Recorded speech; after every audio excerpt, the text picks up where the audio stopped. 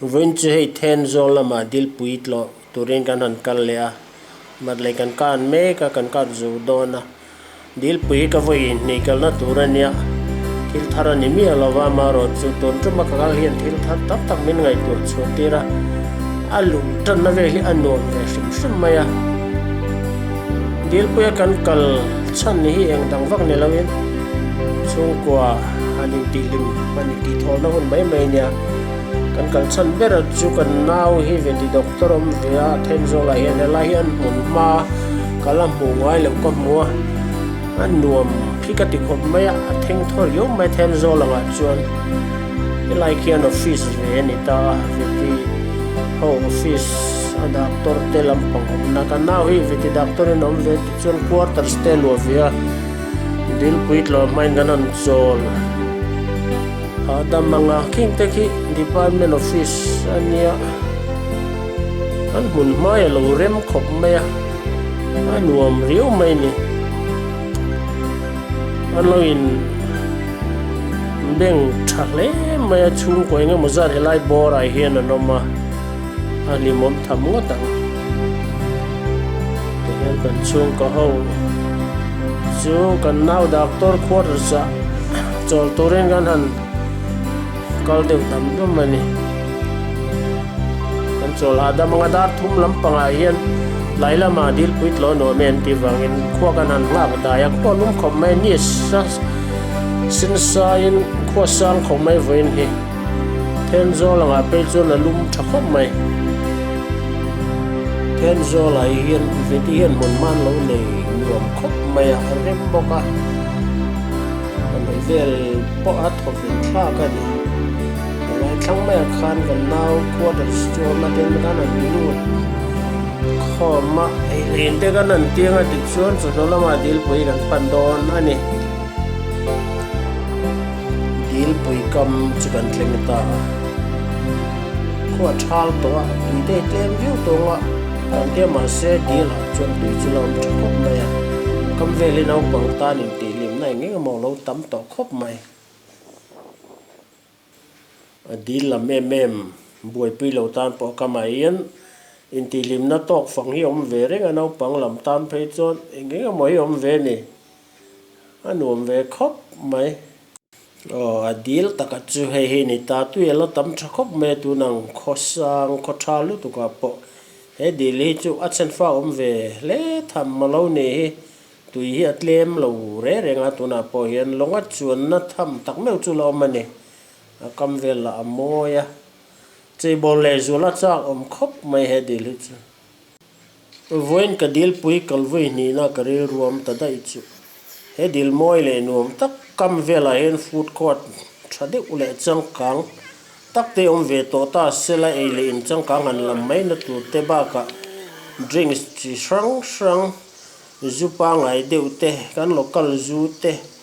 foreign tourist te na an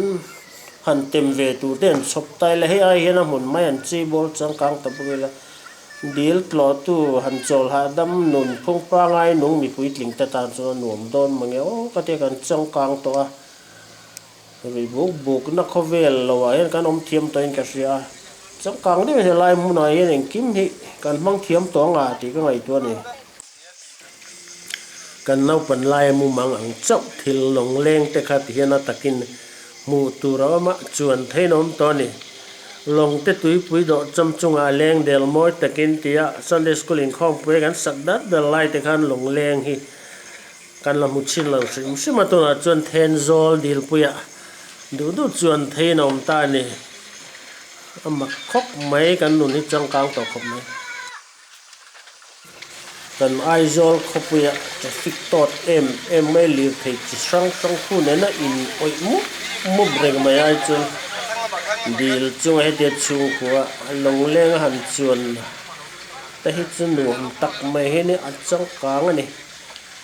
ha dam thak vong ani adil he te long leng han suar luan ta ka chun a thui ve zek mai chuan chung hi re ko mai speed sang lova kal pre chuan up down anti mai la han kala han le chung hi re ve du mai nia mon la tam lu tuk tang ka tem te mangin te yan rei tok hi at chuan ve dal the ni nó bằng ta nhiên là nuông với khát chuan nãy chuan lão về đất mà sẽ apil mấy mấy bị rồi gà tao nông về đấy nghe tuần mà cái chuan anh em một khăn hấp tiếp xin ạ varak ang zonga dil han chuan chim khan nuông về sim mà varak chuang te chok kan changa moi ve san pa sim thlan lak po hen ai zola city bus de taxi vela tolai tu nuam takani ti chunga leng de maya dai rai maya Thenzawl kolum ni ma se dil chunga ni adai ri mai ni a refreshing lot to koinga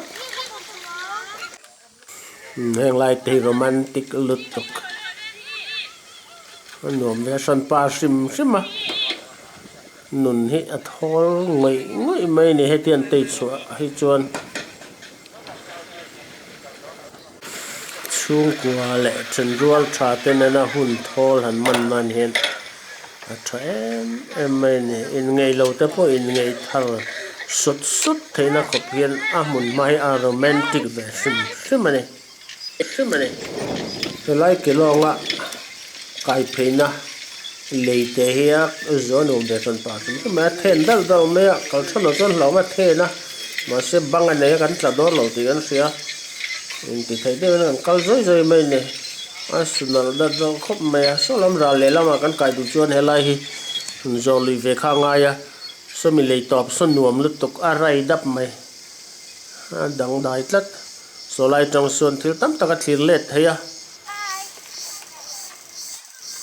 ti hian ral le lam kan thlir le ta zip drive an tia wai phainol ro te ma so van tir ko thla niom tak te lo ma thalak pui chi tak ani so lai so ral le lam kha ni ta moi khop mai dil hi lian ve khop mai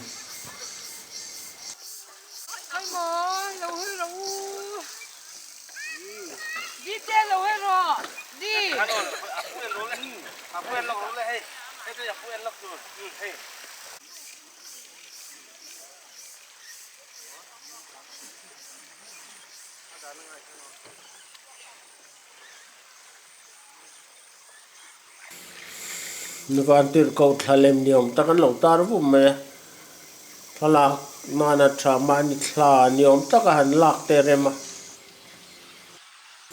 loven chimi tam lo ni takane re de rai me mu tu tok fang chu lama are de lek ni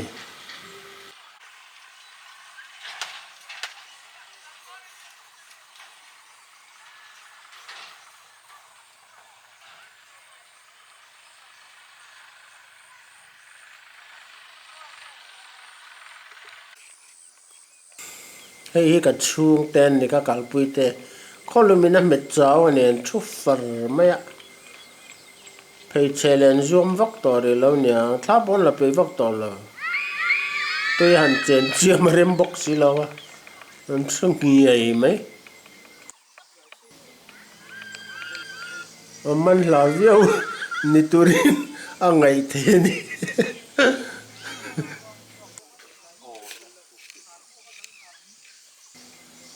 a set up trim hi at dom version pa trim so te zar neu di niom ta ka za te so a cool tlat me chunga enge mo in reu in me bi ka ne an chula dam nan rang bazar ngot ai chon dom ta ka ni amun mai no version ma an dil tak te chu eng po chu lo ni ta se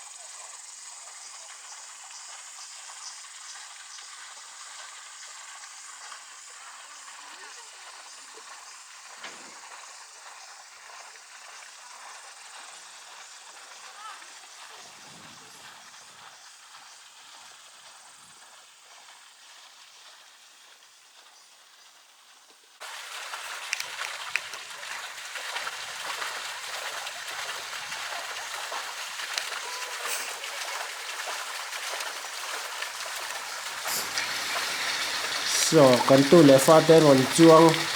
ron le thei ve me ke nok nói nu nau in ha bong bor in an kai ve nó lên lâm mình mình làm thì khó bằng nào nói nè chip pay về đi son nó in bún ruột đó nên vào cơ mà mình là chỉ nè this is life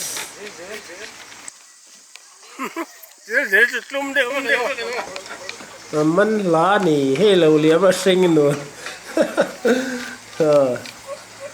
thì phốt lạc anh này enjoy chuộc nụ nào thôi thiệt chuộc lòng hành chuồng thế cái này nếu mấy thiếu đang hành thì lúc tục tục xuông là và score về đi tao lòng này score chuồng lắm bằng cái với những cái ngày tuổi là và cần phải lòng nghe này zip drive cần nào bạc cái chuông à để chọn sáng sẽ bằng bò hi lòng hành chuông anh này là đều mày anh duyên thì thol về xem mình nhớ sẽ phát pain nào Tlawh pain chứ từ lúc tôi cả thiên lần muốn nằm tăng làm thay chuông chuông rồi Dilpui lâu rồi đó nè anh mấy này thế nào vậy ngâm là bao sao ta